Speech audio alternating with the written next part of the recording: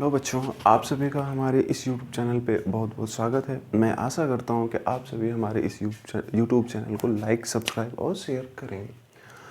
बच्चों, उस दिन हमने बात की थी जो DMLT होता है, DMLT।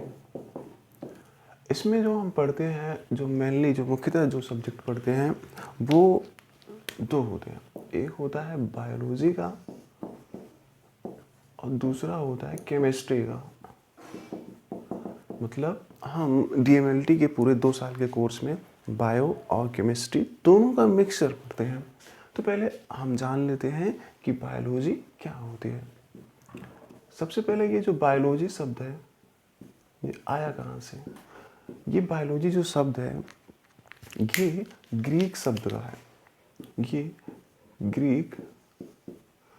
एक ग्रीक शब्द है, ग्रीक वर्ड है बायोलॉजी। ग्रीक कंट्री है, वहाँ का एक लैंग्वेज है, वहाँ पर बोला जाता है बायोलॉजी, जिसमें बायो का मतलब होता है लाइफ। बायो का मतलब होता है लाइफ और लोगस का मतलब होता है स्टडी। लोगस का मतलब होता है स्टडी।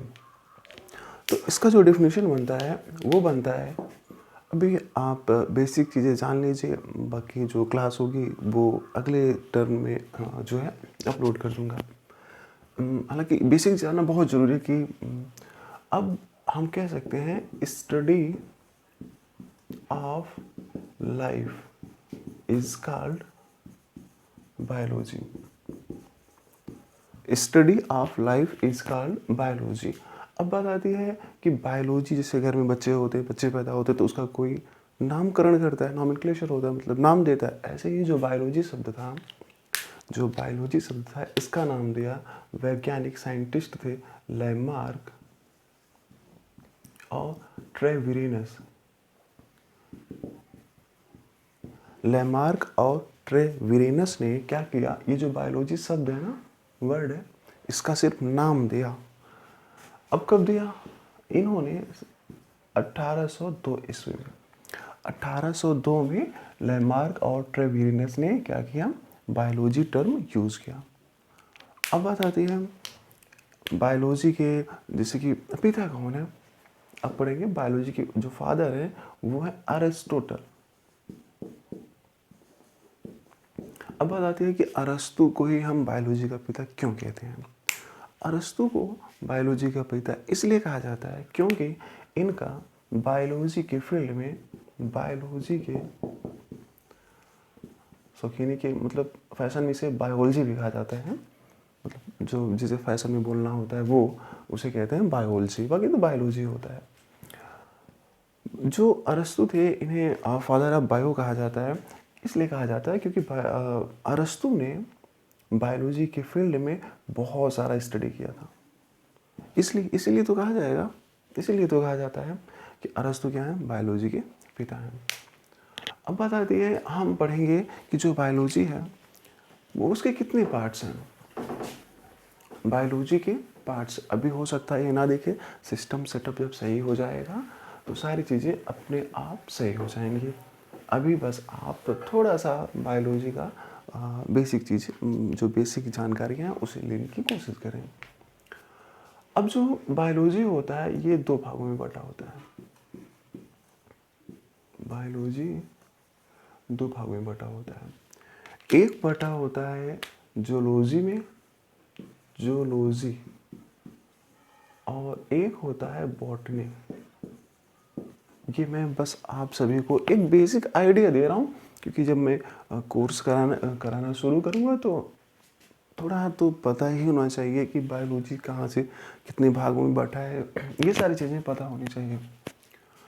अब जो बायोलॉजी होता है, गला थोड़ा खराब है तो जूलॉजी और बॉटनी में 2 पार्ट्स में बटा होता है। जूलॉजी में क्या होता है, देखिए, जू का मतलब होता है यहाँ पे एनिमल, जू का मतलब होता है एनिमल्स, और लोगस का मतलब होता है स्टडी।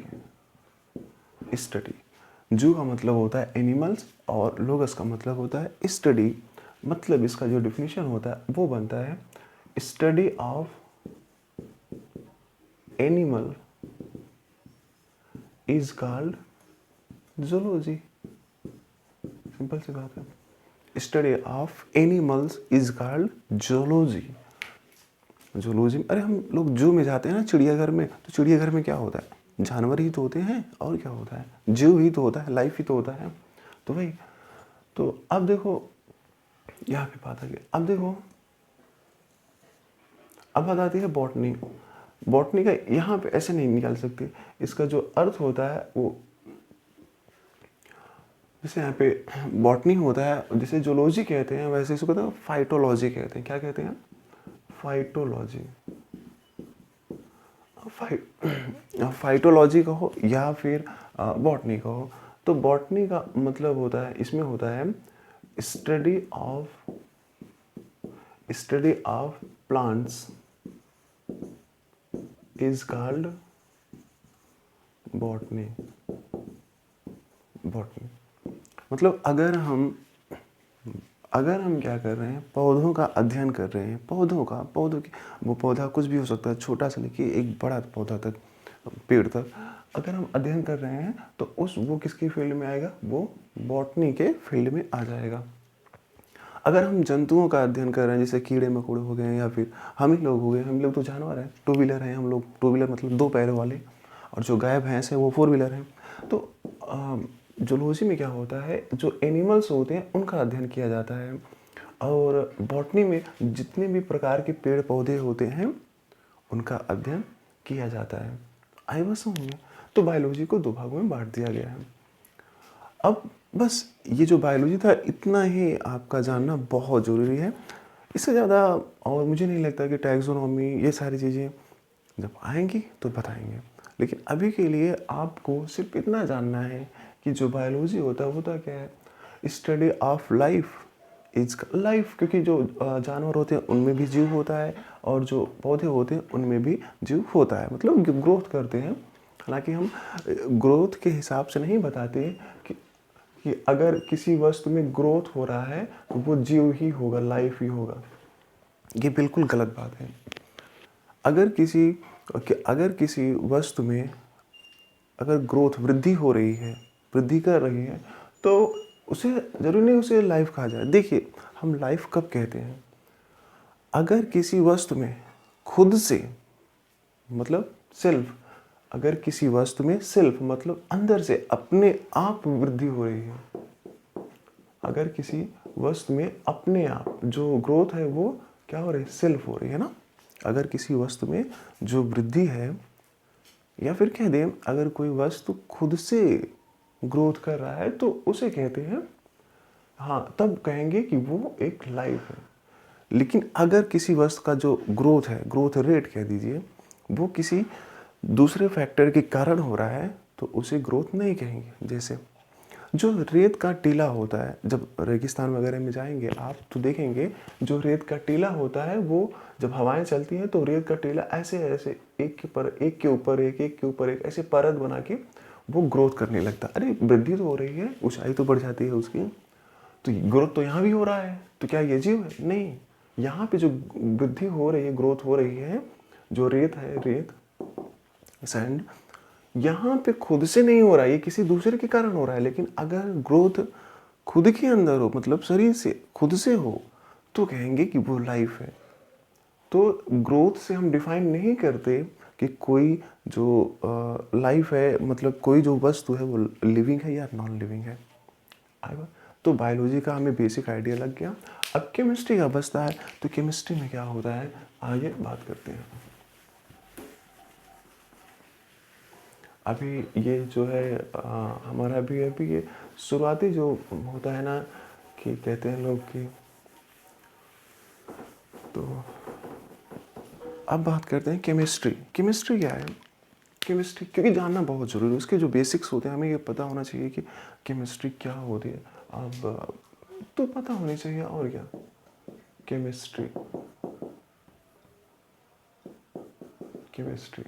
देखिए, केमिकल, यहाँ केम का मतलब होता है केमिकल, मतलब कि साइंस की वह ब्रांच, ऐसे कह दीजिए, branch of science that deals with the chemical composition of study of chemical composition of any compounds is called chemistry. Hindi में बोले तो रसायन विज्ञान कहते हैं, इसे रसायन शास्त्र कहते हैं, कोई फर्क नहीं पड़ता, रसायन विज्ञान कहते हैं। आई वाज होंगे। तो अगर हम विज्ञान की कोई ऐसी शाखा चूज करें जिसमें सिर्फ और सिर्फ केमिकल्स का अध्ययन हो, केमिकल्स का मतलब जैसे जो दवाइयाँ होती हैं, जो ड्रग्स होते हैं, जो मेडिसिन होते हैं, अपने मेडिसिन होते हैं, जो मेडिसिन होती हैं एक प्रकार के केमिकल होती हैं, और हमें ये पता करना है कि मेडिसिन किन किन चीज़ों से मिलकर बनी है। जैसे मैं अगर मेडिसिन की स्टडी कर रहा हूँ तो ये किसके अंदर आएगा, केमिस्ट्री के अंदर आएगा। जैसे हमारा जल होता है H2O, अरे जल भी तो एक रसायन ही होता है, हम रसायन ही पीते हैं, हाइड्रोजन और ऑक्सीजन का बॉन्ड ही पीते हैं, ऐसा कुछ अमृत नहीं है इसमें। तो जो जल होता है उसका जो सूत्र होता है, फार्मूला होता है, वो H2O होता है। तो अगर हमें पता करना है कि जो जल है वो किन किन रसायनों से मिलके बना है, तो हम साइंस की कौन सी ब्रांच चूज करेंगे, केमिस्ट्री वाली ब्रांच चूज करेंगे। अब बात की बात है कि जो H2 है ये मॉलिक्यूल है, अणु है, तो उसकी बात बाद में करेंगे। तो अगर हम मतलब विज्ञान की वह शाखा हिंदी में कहें तो मतलब विज्ञान की वह शाखा जिसमें हम रसायनों के संगठन के बारे में अध्ययन करते हैं, मतलब कि जो रसायन है उसका संगठन क्या है, अगर उसका अध्ययन कर रहे हैं तो वो ही है केमिस्ट्री, रसायन है। आई बात समझ में। अब बात आती है केमिस्ट्री के पिता कौन है। केमिस्ट्री के पिता जो है उन्हें माना जाता है लेवोजियर को। लेवोजियर जो है वो केमिस्ट्री के फादर माने जाते हैं। ऐसे जैसे हमने बोला था कि जो बायोलॉजी है वो 2 भागों में बटा था, ऐसे ही जो केमिस्ट्री होती बटी तो बहुत भागों में होती है, लेकिन जो हम क्लास 12 तक पढ़ते हैं और जो बेसिक होते हैं वो उसके हिसाब से बताते हैं। तो जो केमिस्ट्री होती है वो 3 भागों में बटी होती है। केमिस्ट्री एक ऑर्गेनिक केमिस्ट्री, लिखना नहीं है आप सभी को, अगर लिखना चाहिए तो आप स्क्रीनशॉट ले सकते हैं। ऑर्गेनिक केमिस्ट्री, दूसरा है इनऑर्गेनिक केमिस्ट्री,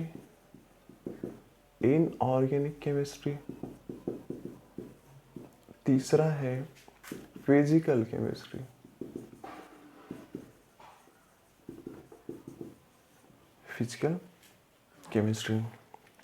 अब देखिए ऑर्गेनिक केमिस्ट्री, ये जो केमिस्ट्री है वो खुद कितने भागों में बटी है, 3 होती तो और सारी है, लेकिन जानना कोई मुझे नहीं लगता, जहाँ तक मैंने किया है तो सबका इससे ज़्यादा कोई ज़रूरत ही नहीं पड़ती उसमें।